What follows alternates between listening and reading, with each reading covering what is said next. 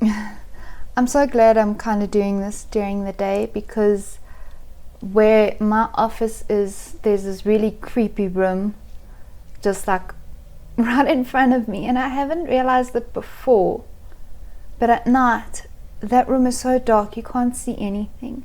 So I'm really glad that I'm doing this during the day. I'm a bad bitch, you can kill me.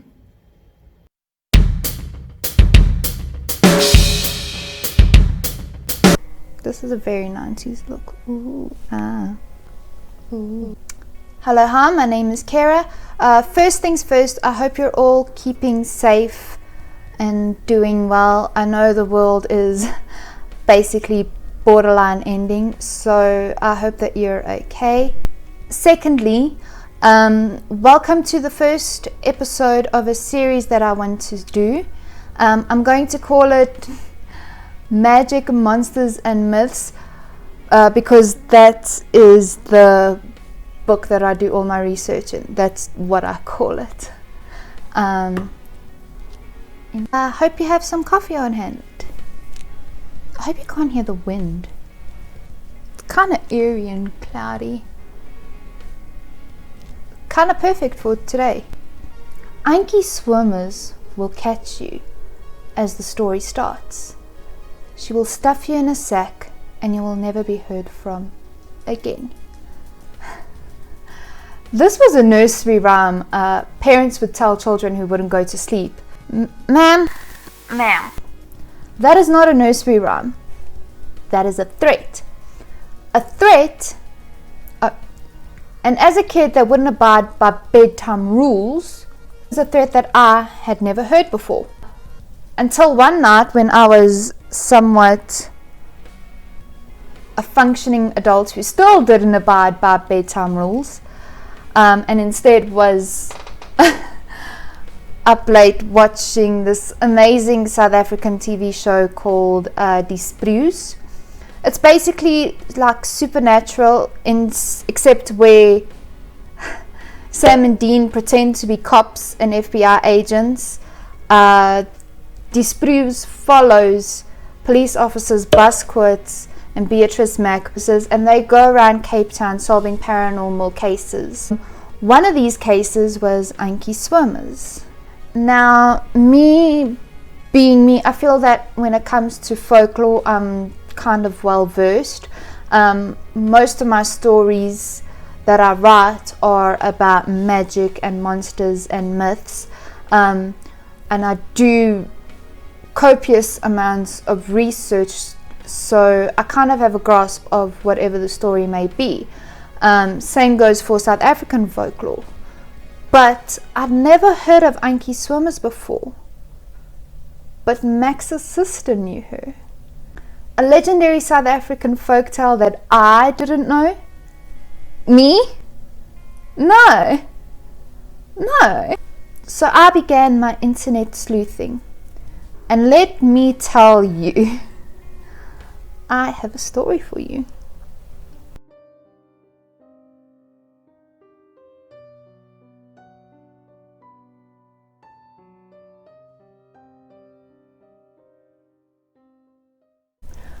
By now, you're probably like me.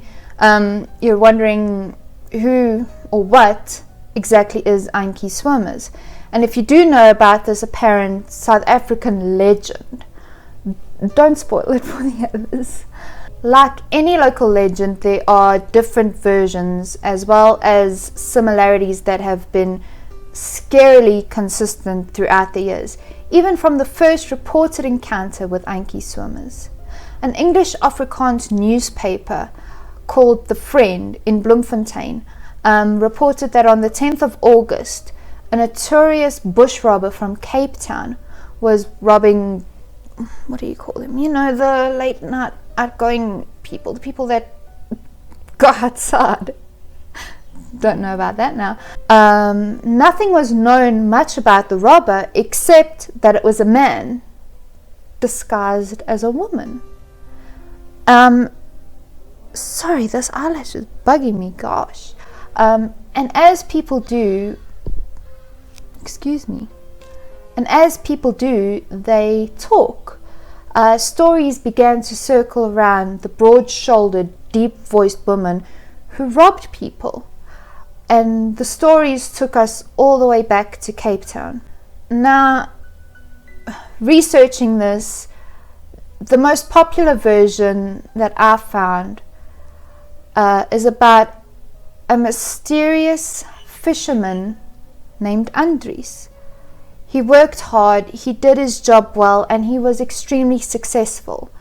A co-worker was jealous of all the praise that Andries was receiving, and the two got into a physical altercation. The co-worker accidentally fell during the brawl, hit his head on a rock and died.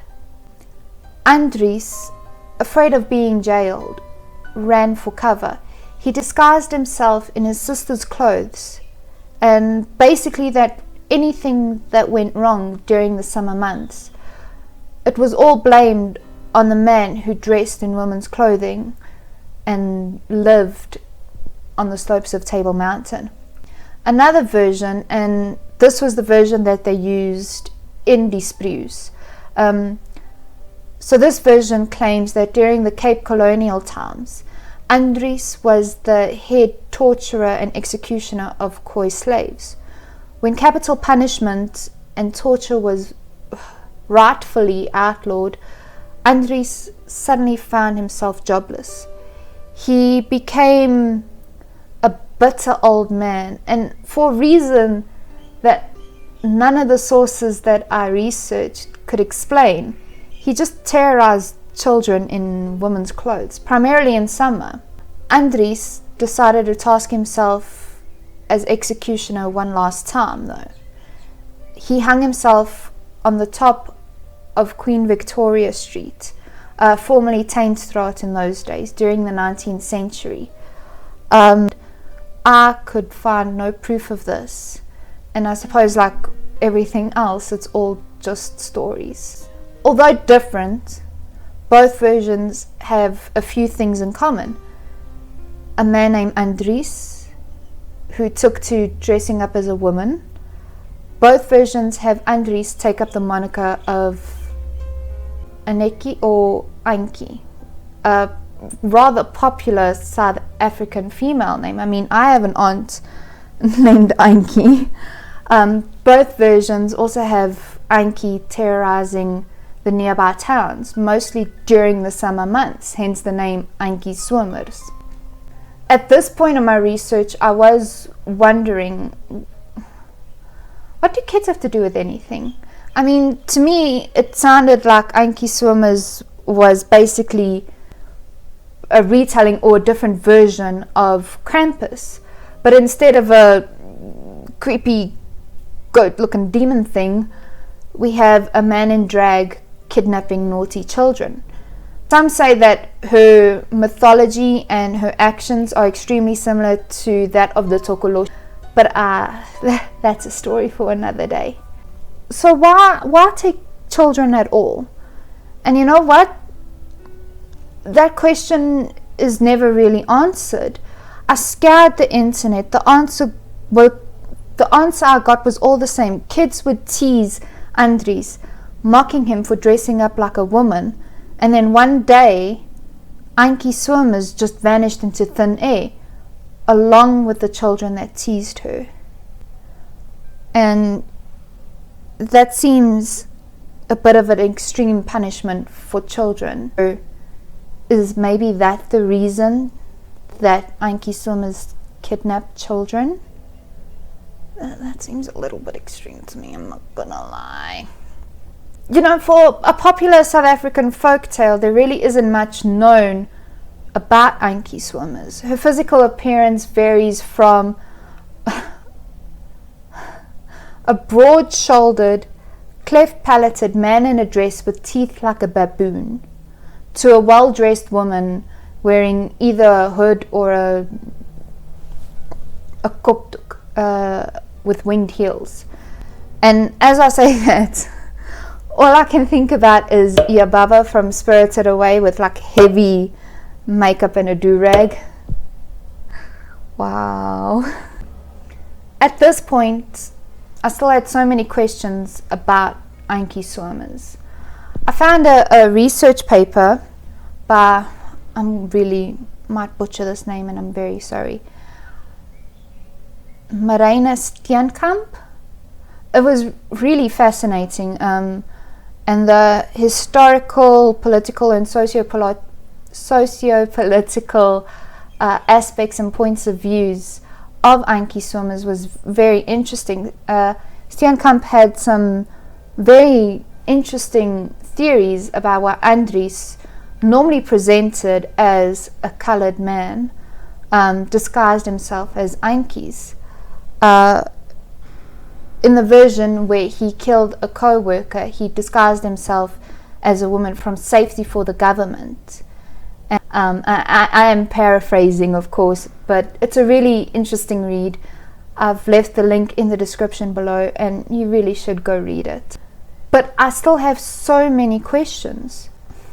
Why did Antjie Somers only come out at night? Why did she take children? Was Antjie Somers even real? How come I haven't heard of her up until now? I don't have any answers. Except for one. The reason that I and so many others are unfamiliar with Antjie Somers is because it was primarily an old wives' tale told during the 50s and 60s. It's probably told more around the Western Cape than it is up in Gauteng. And honestly, the more I think about it, the more Antjie Somers is just basically equivalent of the boogeyman in Cape Town. A local legend used for threatening, managing your children. And in the end, maybe Antjie Somers is just a story. My advice, I have advice, seeing as I write books about fighting monsters and stuff, my advice, if you ever come across Antjie Somers, run. Let a bitch in heels try and catch you. Can you imagine someone dressed to the nines, stockings and all, in summer? I can't even wear a light jacket in summer. That is... sorry. And that is all I have for you today. I hope you're all staying safe and being healthy in the hellfire that is 2020. If you like this video, be sure to hit it, like it, ring it. If you have any magic monsters and myths you want me to check out, be sure to comment them down below, and I will see you in the next one.